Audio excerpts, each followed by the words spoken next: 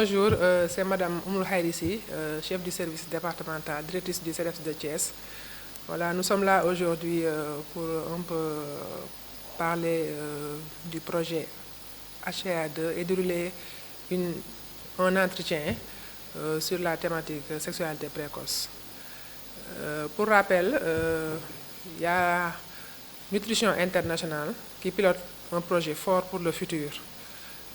Mais il a signé des conventions entre deux villes et la commune de Tivaouane, à savoir la ville de Thiès, la ville de Pikine et la commune de Tivaouane.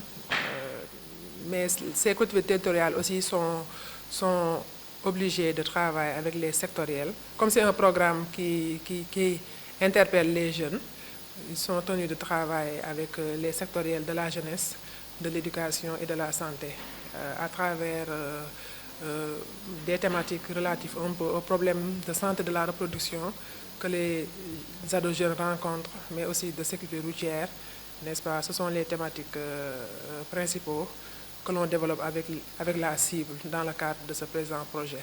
Il y avait une première phase de ce même projet. Vraiment, nous avons eu des résultats probants. C'est pour cela que lors de la deuxième phase, le partenaire a jugé nécessaire d'élargir dans la ville de Pikine et dans la commune de Tivaouane. Puisque, comme je l'ai dit tantôt, c'est des thématiques qui sont un peu liées aux problèmes de santé que rencontrent les jeunes.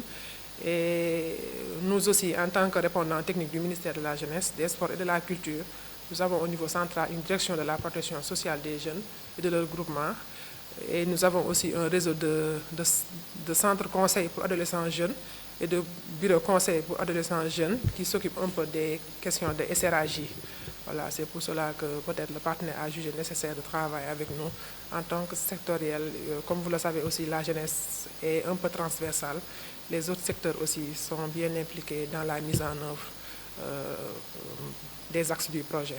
Nous avons jugé nécessaire de parler de la sexualité précoce, puisque c'est un constat qui est un peu général. Chez les jeunes, ils s'adonnent un peu à des pratiques de sexualité irresponsables, avec beaucoup de conséquences qui peuvent nuire leur santé et leur bien-être. C'est en ce sens que nous avons jugé vraiment d'échanger, de communiquer et de sensibiliser aussi la cible jeune adolescente pour un peu qu'ils prennent des dispositions pour un peu gérer leur santé sexuelle. Voilà. Parlant des conséquences aussi, c'est un peu c'est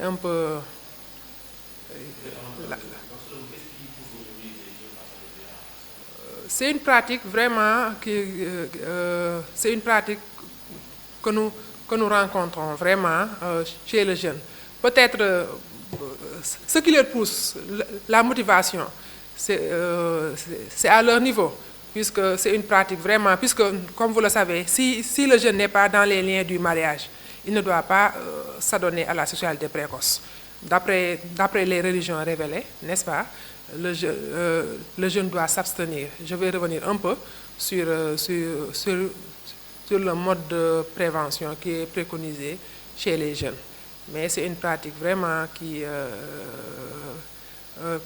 dépend de la conduite de la personne, n'est-ce pas, et de sa conviction, n'est-ce pas, sur le plan religieux, n'est-ce pas, si je peux m'exprimer ainsi.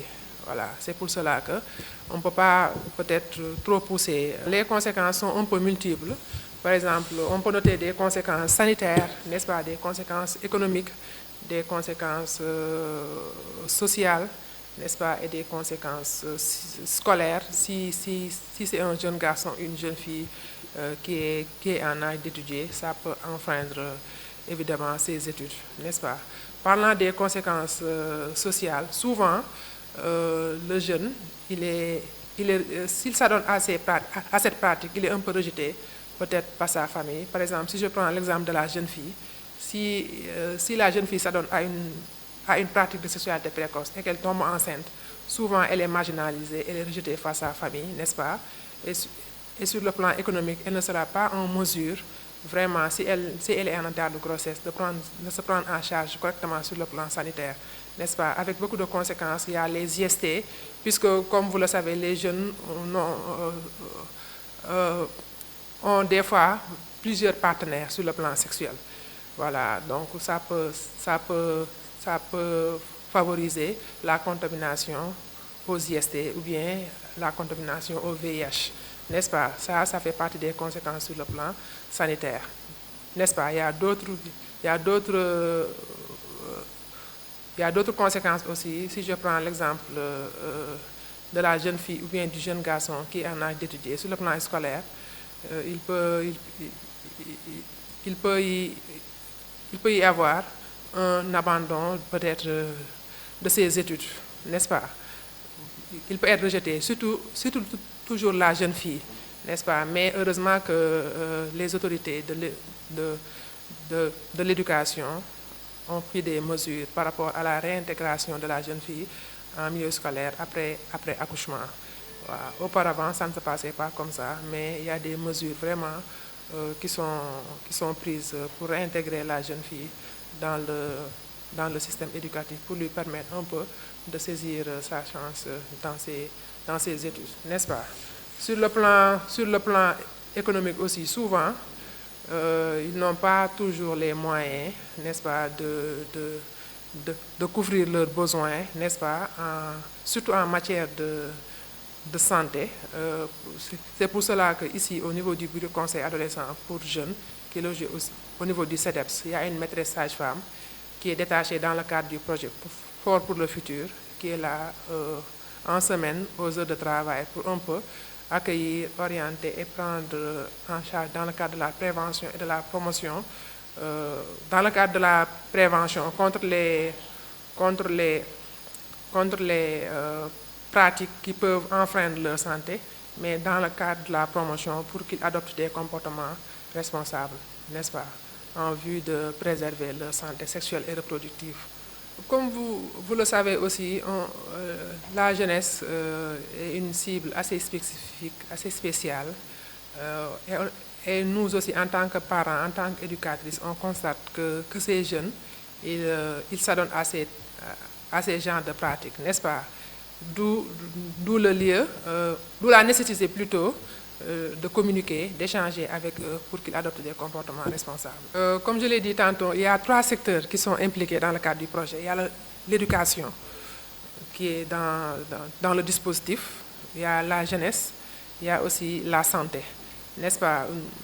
En ce qui concerne la jeunesse, nous avons formé des jeunes pères éducateurs que l'on appelle pères éducateurs.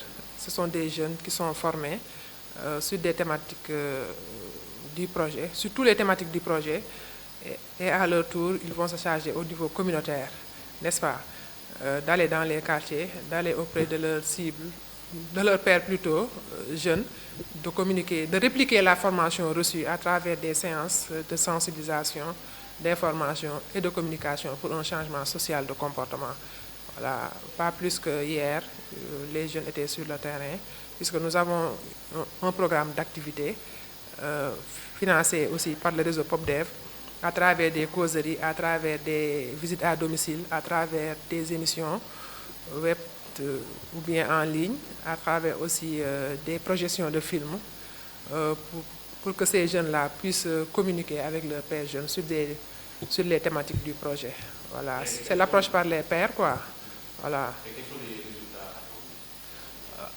Le résultat principal attendu, c'est le changement social de comportement, n'est-ce pas? Puisque le jeune, normalement, dans le cadre de la prévention, il doit s'abstenir de toute relation sexuelle avant le mariage, n'est-ce pas? C'est le meilleur médicament, c'est la prévention. La prévention pour la sexualité précoce, c'est de s'abstenir de tout type de relation sexuelle avant le mariage.